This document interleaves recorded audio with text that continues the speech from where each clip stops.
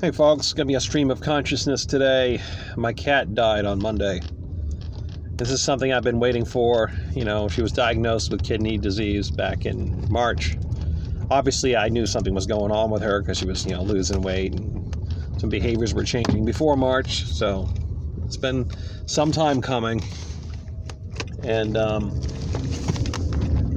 sometime in the last week and a half or so, I noticed that she seemed to turn a corner for the worse. I'm like, okay, we're approaching the time where I got to make a decision, right? And then this past weekend, she was just hiding most of the day, or she was sitting on her favorite chair, but she didn't want to interact. She really didn't want to eat.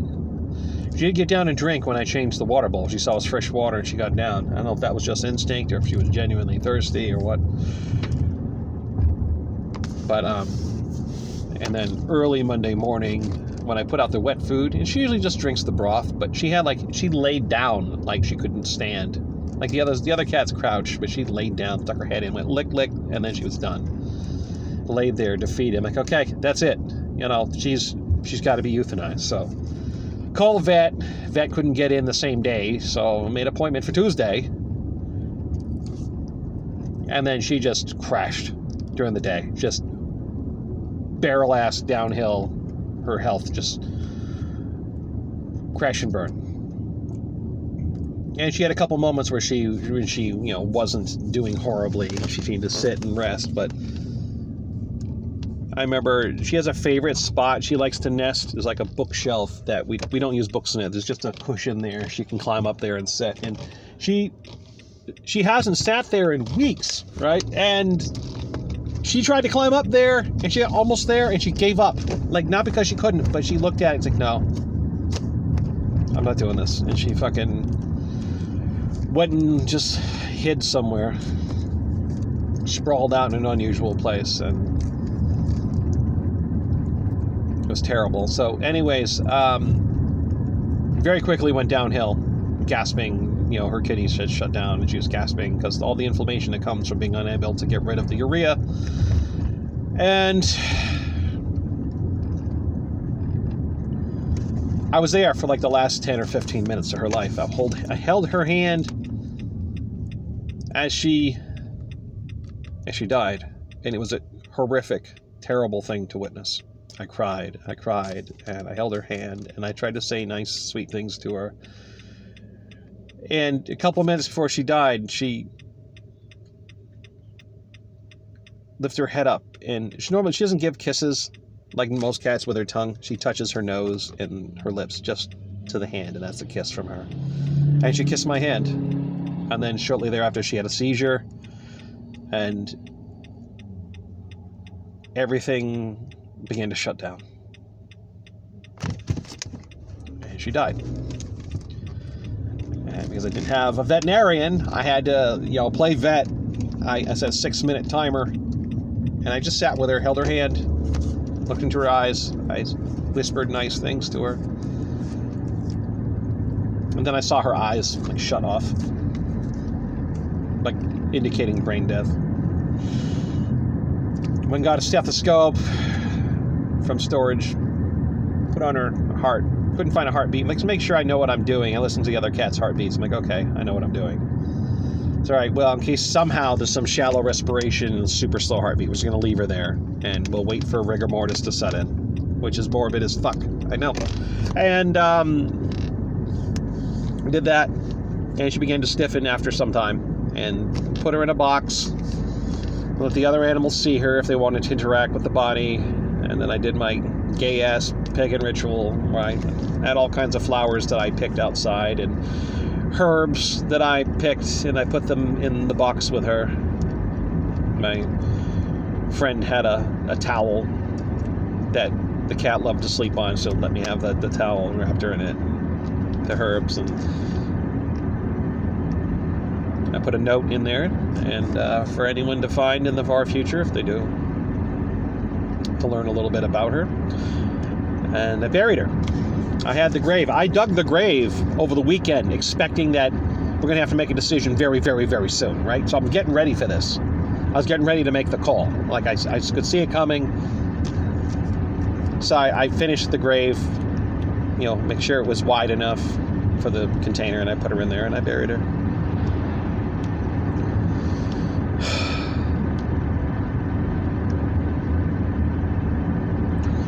A really, really hard day, and I still have waves of grief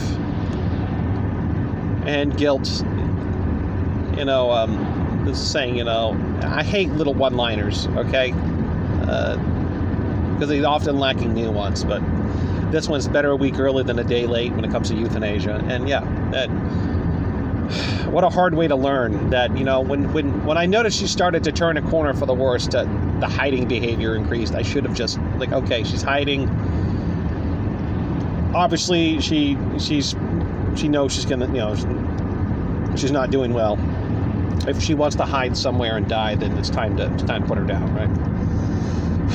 What a hard way to learn that, though. I don't want to just chalk it up to experience. That's dumb, all right? Yeah, I made a mistake. And yeah, no amount of self-flagellation obviously is going to change that, right? She's dead. And in a way, I'm glad that the agony of her death was so fast. It just went down within, a few hours that day. But I wish it didn't have to be that way, right? If I had managed to get a same-day appointment, I could have spared her some of her suffering. Now, as she when I had gone that day, waiting for Tuesday, all right? Waiting for Tuesday for euthanasia. I went to the store. I was trying to get some sort of supplement for cats that might help her sleep, some drops or something. I thought maybe like CBD oil for cats or something, right? And I found something that's, it was like valerian plus chamomile and a few other things for cats, right? And while she's laying there gasping, I'm like, all right, well, maybe if I give this to her, it'll help her relax and she can get some sleep. And if she dies in her sleep, all the better, right? Because I think what's going on, she's dying. Her body's having an adrenaline response, right? She's trying to stay alive, so. But she wouldn't lick it. I couldn't get her to lick it, so I put it on her tongue with my finger. And shortly thereafter, that's when she died. And I don't know, my friend said she thought that might have been enough to kick her over. Just to break the whatever panic response is kicking in the body to try to stay alive, right? That just relaxing enough might have done it. And okay, if it was, fine. If that was the equivalent of euthanasia, okay, and maybe it was in that circumstance, or maybe it was useless. I don't know. All I know is I wasn't gonna fucking just let her suffer. I was gonna try something to comfort her. I'm not one of those people like, just trust the process. She's dying. Just let her die. Oh. Yeah, well, she's dying miserably. If I can have her die not miserable, that would be nice. Now, it wasn't, of course, I know there's options. There's very crude but effective options. You could. I wasn't going to use those options. Right? I'm not going to talk about it on YouTube. But old Yeller, right? No, I wasn't going to do that. I wasn't going to give her the old Yeller treatment. So that's something you do when you have no other choice, right? And you go along, you find your pet has been mangled by a predator, and there's no way to alleviate their suffering. So you take that drastic action. But I wasn't going to do that.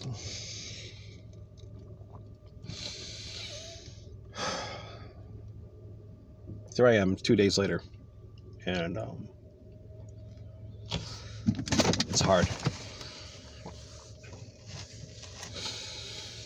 I'm a guy who usually has like a tall boy in the evening, and yeah, that evening I did drink.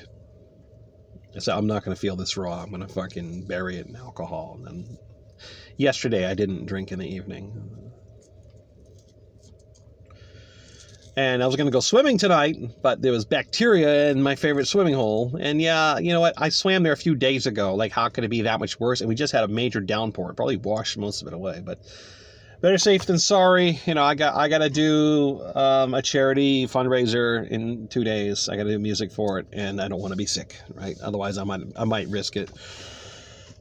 Not to mention, I have to mow some grass, so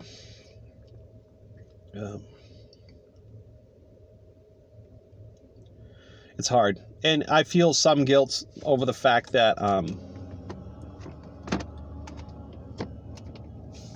I feel some relief too, because I've been monitoring my cat's health. I've been hyper aware of her situation for months and months and months, like trying to determine, are we getting close? Are we getting close? When do I have to euthanize? Am I being just? Am I being kind? Am I being humane? Like, I'm very like conscientious of this stuff, and not having to be on guard 24/7 about her health.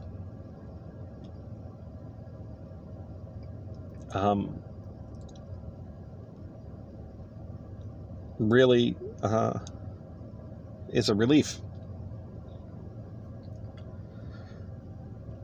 Also, our last real substantive interaction, I'm ashamed of myself, because Saturday I have a weed whacker I was trying to repair. It had a bunch of plant material that got in underneath the rotor. It got sucked in. I was weed whacking some vine type material, and it's very fibrous, and it got pulled in there, and it was all crudded up. So I am there cleaning it out, having a very frustrating procedure with it, because I can't get one of the 4 screws out of the housing. So instead of taking it in half, taking it out and just scooping out the stuff, I used a pair of beard scissors or nose scissors, whatever, and I stuck them in there and pinched and pulled out little bits of plant material. It took forever. I was getting frustrated, and she came over, which is unusual. She hasn't approached me in a while. She sat down at the threshold of the room I was in, and I said, you guys always do this. You always want to interrupt me when I'm doing something important. And she picked herself up and she left. And I'm so ashamed of myself. I mean, God damn it. Like, can't you just put down the fucking weed whacker? Why do you always have to just power through all the repairs of things? Why do you have to? Well, can't you just make time? She's old. You don't know when she's going to die, and you just snapped at her. I apologize to her, but I couldn't believe myself, especially now. What, 2 days later, she's dead. That's probably might have been one of her last coherent moments. I mean, Sunday she spent all day in the fucking chair or hiding in the laundry room somewhere. She didn't really want to be touched. Like, I'd pet her and she'd go, meh. Obviously, she's probably in pain, discomfort.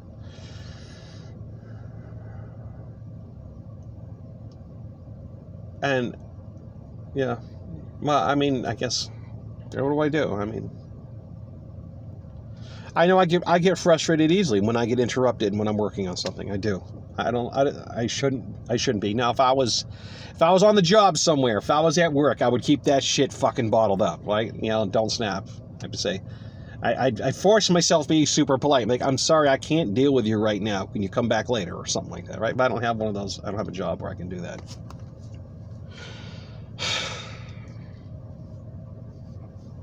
I was so frustrated. The fucking weed whacker used Phillips head screws here, but used Torx screws here, and they're both the same fucking size. Anyways, whatever. Look, I'm not pleading my case for you. You're not my father confessor. I'm not looking for absolution. I'm just sharing my story. And I'll move on, right? I'll move the fuck on. I loved her. I was there at the end. I was there at the last 10 or 15 minutes. I was there holding her hand while she gasped and choked and died. I know she loved me. And I loved her.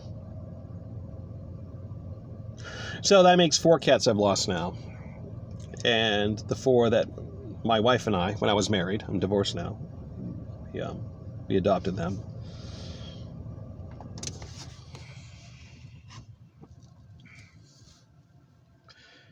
And now all my children are dead. So, like, kind of not quite a crisis of identity, but I'm saying, part of my identity was being a father. Now, I got 2 more that my roomie left here before when she moved out, but it's not the same. I don't have the same bond with them.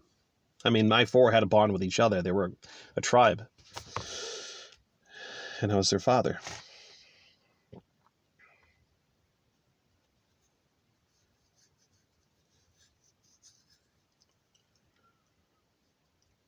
I guess I just move on. And in a way, maybe it's good. Maybe I can't hide behind them, when if I have to make hard decisions. Like I talk a lot on this channel about creeping authoritarianism, and sooner or later, the disobedience, so to speak. I don't even like using the word disobey, because disobey implies, in a way, the obligation to obey. And I don't believe in the state, so the state doesn't deserve obedience. The obedience is a concession. It's not my heart and soul. But using our commonplace colloquial speech, sooner or later I'm going to have to disobey in a very assertive way. And I just mean that, like, I'm not going to cooperate with this, and it means I'm going to probably suffer some serious penalties for it. Right? It might be the type of thing that leads to incarceration or execution. Just for disobeying. I'm not talking about coming at the beast system. I'm talking about just not complying. And I know that there are people out there who probably say, well, what about my kids? What about my aged grandparent? What about my cat? What about my dog? Well, if I'm gone, who's going to take it? Do you want your kids to grow up knowing that you were a coward and you wouldn't take a stand, right? Like, oh, I cared about your safety, that's why I didn't get involved. I'm like, oh, so I shouldn't get involved, Dad? I should hide from moral challenges? Is that what I'm supposed to do? Okay, Dad. Thanks for teaching me that. I'll do what you do. I'm going to hide from moral challenges. And I'm going to use my children as an excuse. So I'm going to make sure I breed so I can hide behind them. Right? Yeah. And I know that the cats aren't going to learn a lesson from me. But I personally, regardless of what lesson anyone learns from me, I should not be using them as a fucking crutch. I know that, out of it, when I die, just as my cat died, you enter a timeless state. And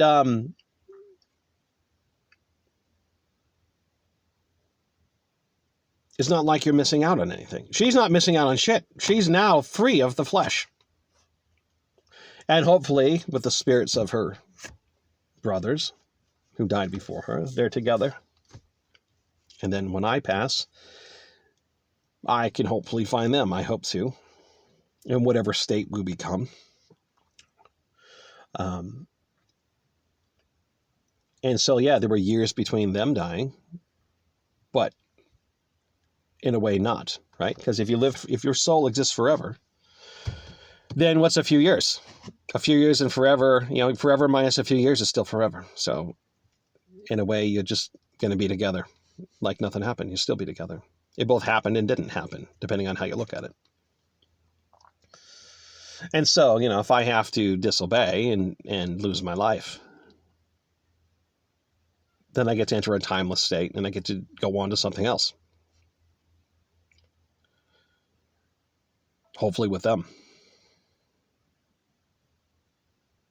Because I love them so much. I miss them. Anyway, that's my 18.5-minute rant about my cat dying. Thanks for watching.